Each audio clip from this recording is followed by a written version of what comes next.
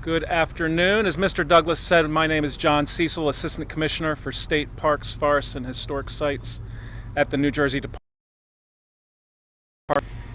As of 4 p.m. this afternoon, we are at 40% containment, 12,500 acres consumed. The Forest Fire Service has been addressing lots of resident calls for hot spots and smoke flare-ups. They've been mopping up and working around the perimeter. As you've seen, we continue to work using our air fleet with bucket drops using the helicopter. That will continue until the darkness occurs this evening. Also pleased to be seeing that power has continually been being restored by JCP&L. Don't have the exact numbers on that, but the numbers keep coming up in terms of the number of residents that have their power coming back on. We're down to 532, still closed, but we are expecting that to return to open here shortly. There is one evacuation shelter still open, although that is expected to close soon as well. There are no people occupying that shelter. We do have 18 structures that continue to be threatened here along 532, but Forest Fire is paying close attention to those. And throughout the day, the Fire Investigation Task Force has been working on the origin and kind of cause of this fire, which obviously remains under investigation. That includes the Forest Fire Service, Ocean County Prosecutor's Office, State Fire Marshal. So those are the basic stats. I want to give a huge shout out to the Forest Fire Service and the team that's been going at this tirelessly for over a day now. We're going to swap crews out and give those folks a rest. The chief will talk more about that. Also a big shout out to our partners, State Police, OEM, Ocean County, Lacey Township, Ocean Township, and the surrounding communities, the public, for their patience as we work through this. This has been a big fire. Took some good runs. We just took took an opportunity to fly over it before coming to talk with you all. It's impressive to see the intensity of those fire runs that made their way last night. Burned out that 12,500 acres, but we still got a pretty big box to work this in, and still some work to do to clean up around the edges. So we can take some questions at the end, but for now I'm going to turn it over to Chief Donnelly. Thank you. Hey, good afternoon. So here we go again. Seems like we're getting together doing this quite a bit. But right now, my job as the chief right now is to focus on the folks that are out there in the field fighting fire. We've got some folks that have been out here almost 24 hours now dealing with this fire. So in order to get them some rest and things like that, we're going to start to settle down here. As the night goes on, we're going to bring in some additional shifts. We're going to get the opportunity to send some of these folks home, as well as with some of our partners. Basically, I think we're going to start to downsize. Once the threat is gone in certain areas, we're going to start to release some of the fire apparatus you guys have seen out here working along the roads and things like that. Especially with nightfall coming, we want to just give our folks a break, keep them away from the forest, falling trees and things like that. So as far as the operational plan for this evening and going forward, I'm going to turn this over to Trevor, but I'll be happy to answer any questions once everybody's done. Good afternoon, everybody. Earlier I talked about the dangerous wildfire, the Jones Road fire here, and just to shed a little light, shed a little color on that. So oftentimes we get asked, what's the fire like and what are you dealing with out on the fire line? So here's sort of what went on yesterday. The fire started, and it, as you all knew, grew rapidly, spread and spread and spread, and we tried to stop it here and there, and eventually made some success there.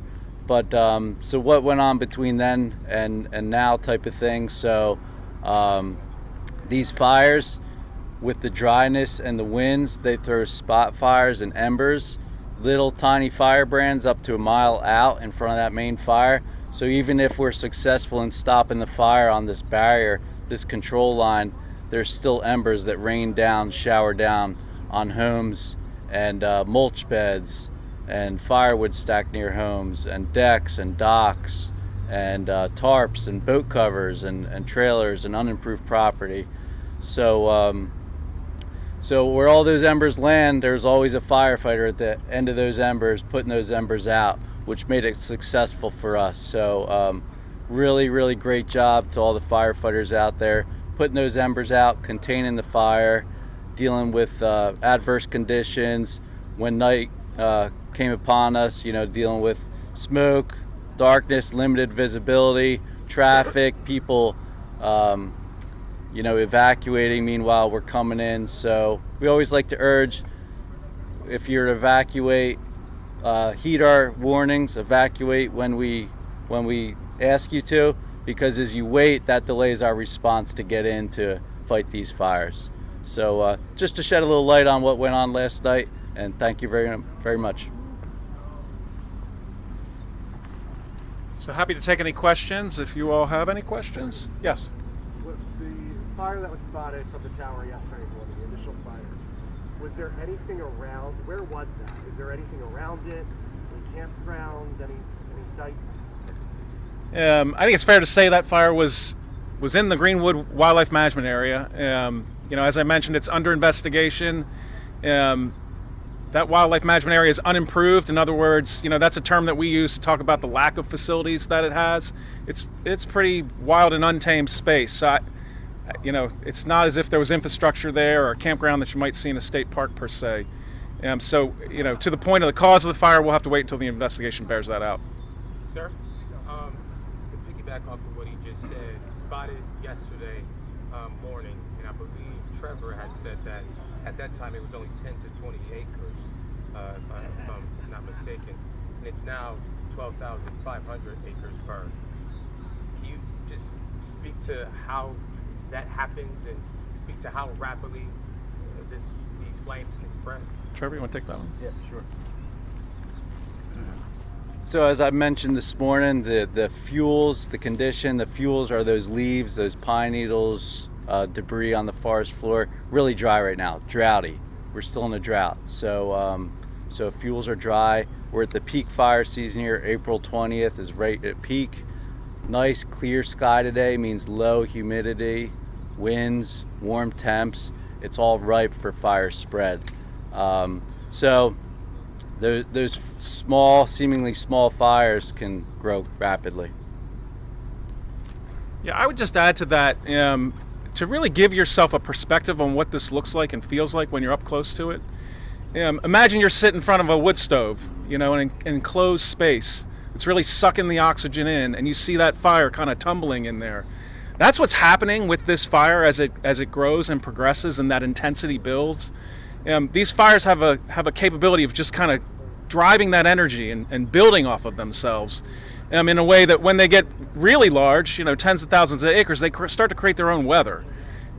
So the winds can pick up, and that can fuel and help spread that fire. And we were seeing those conditions on that front face as it was moving through. So it's an impressive condition.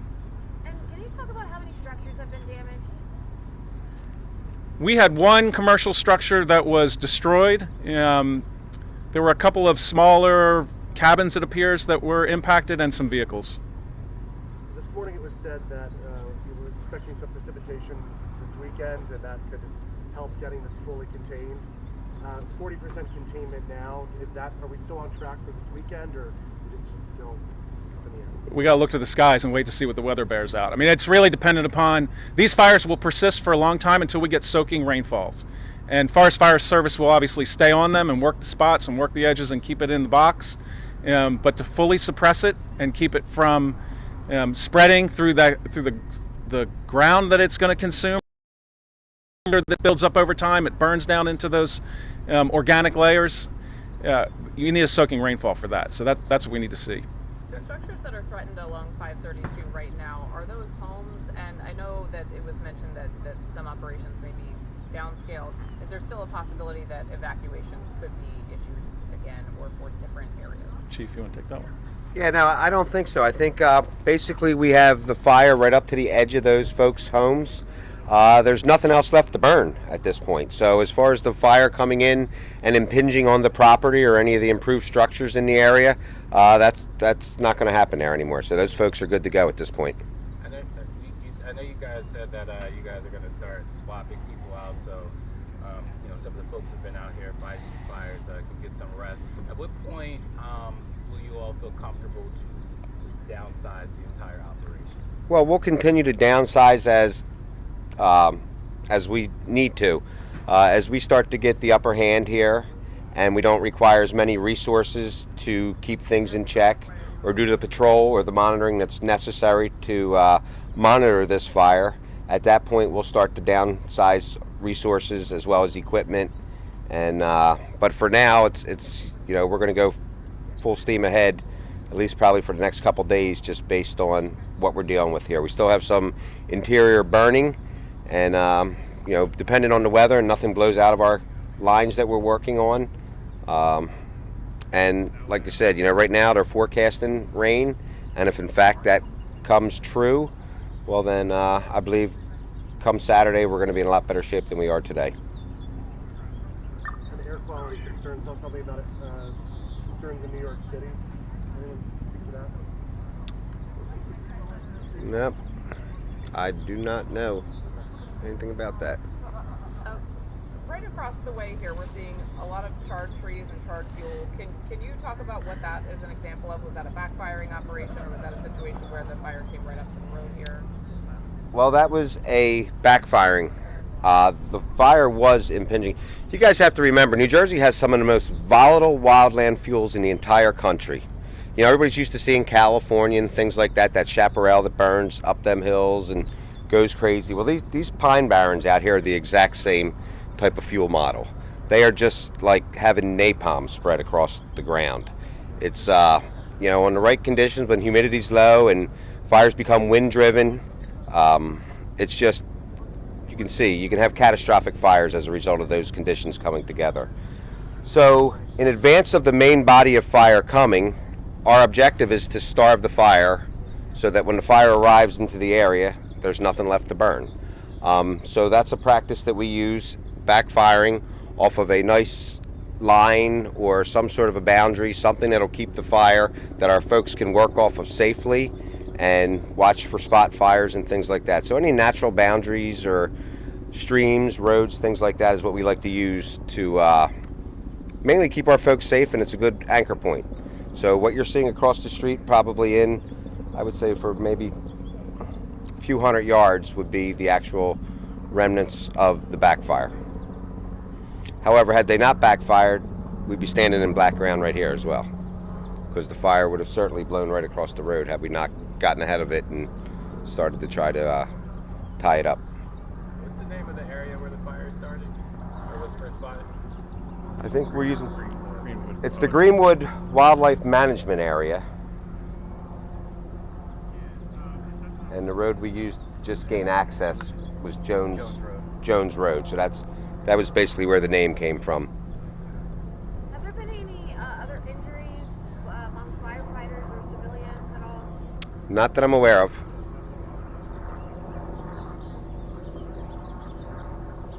All right, unless you all have any other questions. Yeah, this is the last availability for today. We likely will do something tomorrow, mid-morning, mid to late morning, and information will come through. All right, thank you very much. Appreciate your help getting the word out.